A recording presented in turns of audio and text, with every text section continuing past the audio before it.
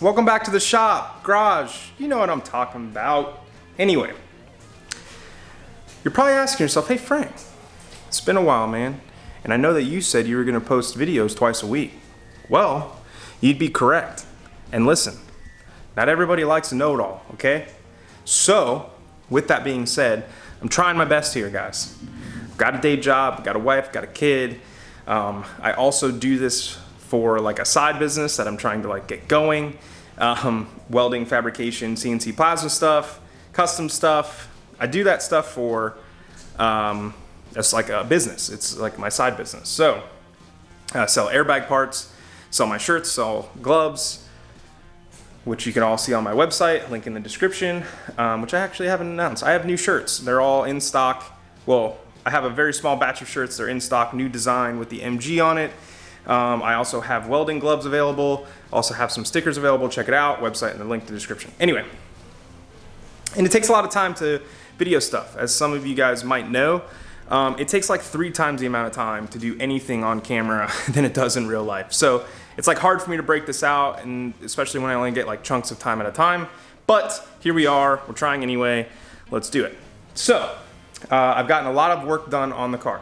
If you guys haven't seen the car, which I don't know if you have or not, it has been sandblasted and epoxy primed.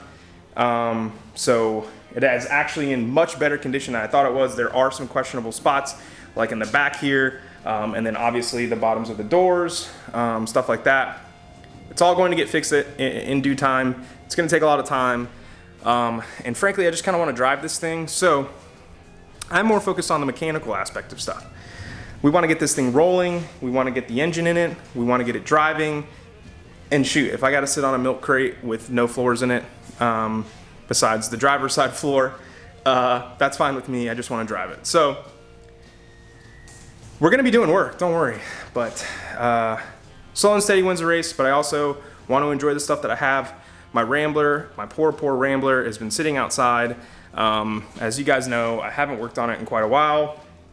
It is actually storing parts for both it and the MG currently. So it's serving a little bit of a purpose besides paperweight. Anyway, yeah, so I want to get this thing going. In the chunks of time that I have been able to work on this thing, I got quite a bit done on the rear suspension. Actually, given the time, not really all that much done, but enough done that, you know, it's a big difference. So anyway, this is the car aired out. I have a little clip now, you know, air up, air down, beep bada boom, be skeep ski. And anyway, here we go. Here's the car aired out. You know, front suspension, you guys have seen that. It is now surface rusted. It did sit outside when the car got blasted, so, you know, that sucks, but we'll get to that. And all it needs is a little polishing up. And then here's the rear suspension. These are all brackets cut by me, designed by me. I cut them here in the garage with the CNC plasma. I made these 4-link arms myself. So yeah, and then I have a little bit of footage that I will throw in this video of me doing this rear crossbar and welding in some brackets for the top bag mounts. Ignore the little valves, those are just for me to air the car up and down, as you guys just seen in, or are going to see in a little clip that I take and put in here for you.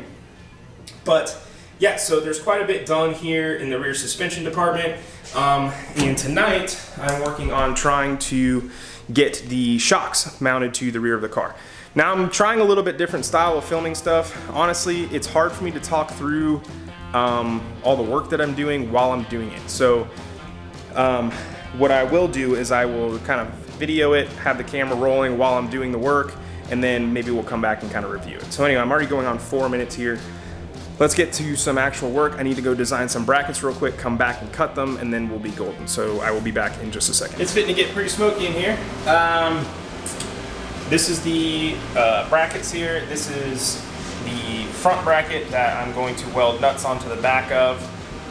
So that way we have multiple locations to mount the shocks if need be.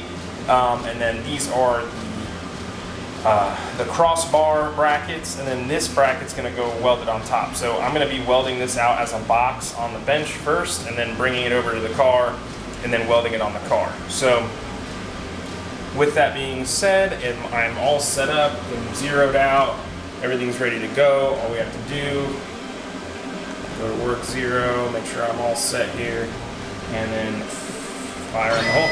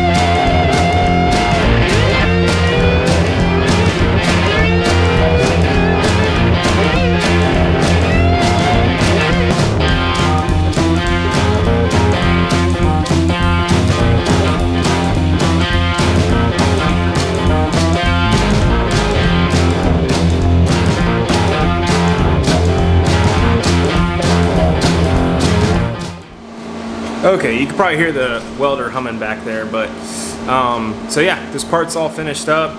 I decided to grind it all smooth and make it look like it's one piece. I was actually struggling a little bit with contamination, which was my own fault. When you cut parts on a plasma cutter, the actual cut edge of it, with the plasma blowing through it and stuff, that edge is contaminated and typically needs to be cleaned really well before you weld it. And I didn't even think about it until I started tacking the stuff together. But that's okay. I tacked it all together and then ground it a little bit and wire wheeled it, and then cleaned it with some acetone and a bristle brush, and we're all good now. So, but yeah, this is the part. There we go. See, I kind of metal finished it a little bit with some 80 grit. Just to try and make it look like one smooth piece. This is the top of it and the sides. Just kind of decorative holes in it, and this is our mounting surface. But I dig it. It looks good. Now we just got to tack it on the car, and then we're probably going to call it a night tonight and then pick up this video tomorrow or the next day. So for you, that's like a couple seconds. See you later.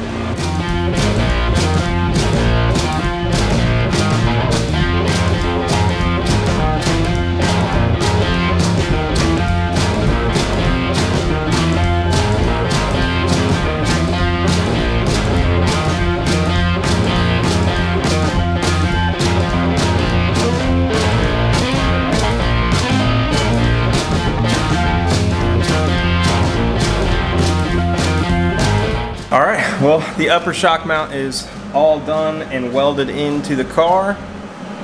I dig it. I could have went a little bit higher with it. Obviously this hardware is not the correct hardware for it, but It's just kind of giving me an idea of what I'm going to need to do now in order to make brackets for the lower shock mount. But it looks pretty sweet. It's all buttoned up and welded in there. Looking nice and clean. Everything's good. Now all we got to do is figure out this bottom shock mount. And if you see the bottom here, I kind of left a lot of this stuff open for a reason. I didn't want to box everything in and it would just be super inconvenient to add anything later.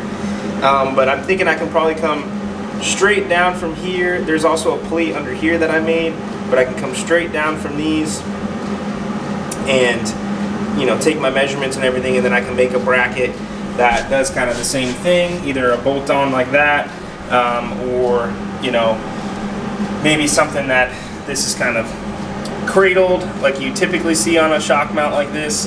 I think they call this like single shear or something like that, which is like not ideal, but this is literally just for like shocks to keep a little bit of stability in the rear. But yeah, so anyway, this is kind of what we're looking at, and that bracket is all done. It took a lot of time. Hopefully you guys, hopefully I don't drown you in footage with that. More than likely I'm going to try and speed up. Like I said, I'm trying to do a little bit of a new filming style to make this a bit easier for me, where I just kind of set up the camera and work, and then I'll just kind of throw in the footage and then a little bit of talking over it as I go.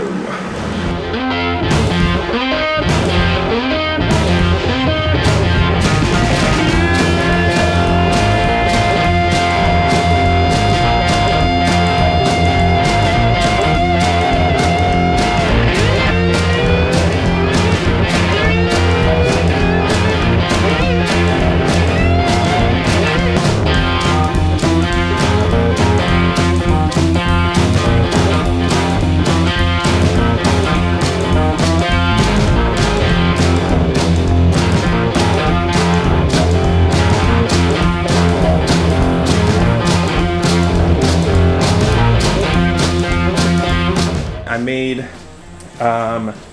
this mount right here. I made this mount with a captive nut on the inside. I made this for the panhard bar in the rear end of the MG. These brackets are also for that. This is going to mount like this on the rear end, and this is going to be the other side of the panhard bar. So that's stuff I just made.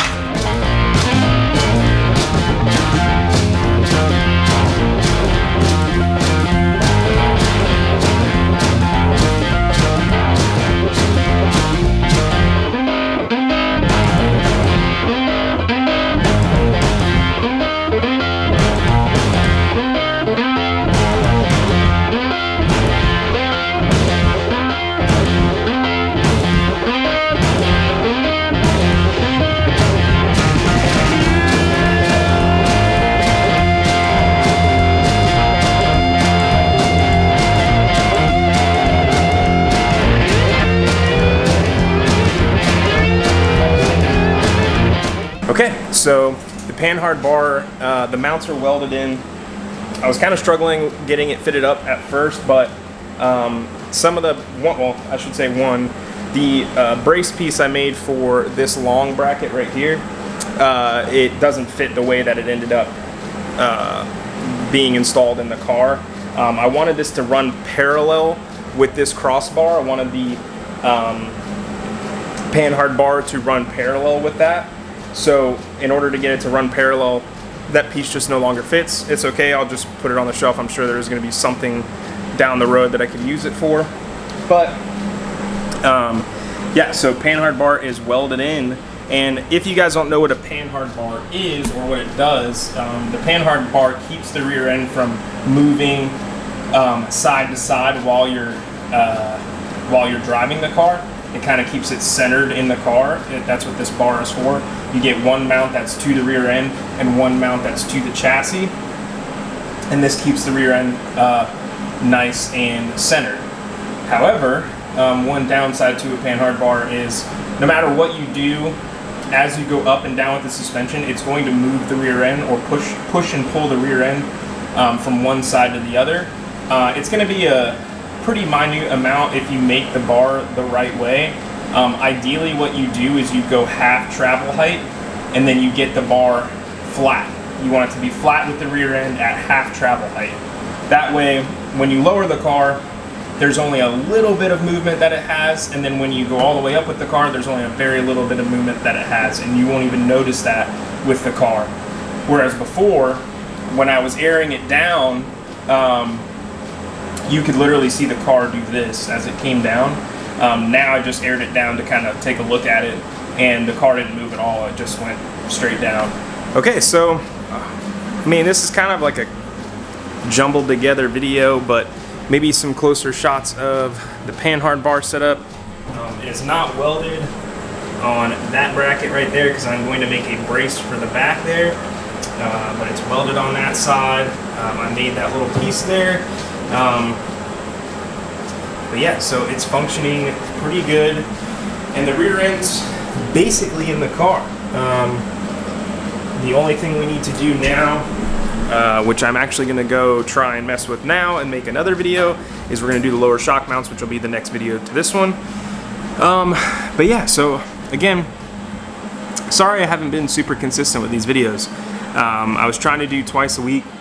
Realistically, it's really hard for me to do, so I'm going to try and do like a compilation of as much footage as I can get together for one video, and I'll do one video a week. So it's going to be kind of conjumbled with everything that I do during the week, and I'll just jam it into one video. But before I close this one out, I do have some new products on my site. You can see my site in the description below, but let's go over that real quick. Okay, if you guys have been watching the channel for at least a little bit, you guys know that I do have shirts for sale on my site. I was using a print or order service that kind of sucked, so I ended up ordering them and I stock them now myself. But I have this shirt, which is just a logo shirt, which you have the logo on the front and the logo on the back. I have the baseball tee like I had before, and now I have a new shirt that I actually designed myself. The back has the MG on it. I'll kind of put pictures of stuff as I say it, but the back has the MG on it, the front has the logo, and it is a white shirt with black lettering and black logo design on the back. I think it came out pretty sweet, so if you guys want one, scoop one from the site. And then I also have stickers now. This is another thing that I designed also. It's got the MG on it, kind of like a cartoon rendering of the MG that I messed with online that I kind of put together.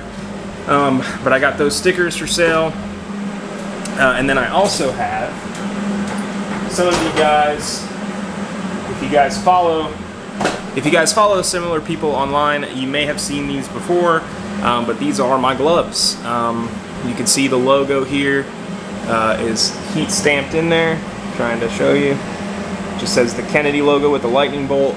But they are like lightweight leather gloves. Pretty true to fit. All the guys that kind of complain that they either have hands too small or hands too big, they have all told me that they fit great. They have a reinforcement on the palm, and they're good for welding. I've been rocking this pair for about 3 months, and they're pretty well beat, and they're lasting. There's no holes. I have run the grinder over them a couple times on accident, and there's no holes. So if you guys want a pair of sweet gloves, they're 15 bucks on my site, which I feel like isn't that bad for gloves nowadays. I feel like mechanics gloves are like $25 a pair, but anyway, yeah, gloves. They're good for welding, good for sheet metal work, good for just all around, you know, shop gloves. So anyway, I'm gonna try and start working on the shock mounts, and we'll see you guys on the next video. I really appreciate you guys. Sorry that I am not consistent enough with these videos, but we're gonna try to get that fixed. So I'll catch you guys on the next one. Peace.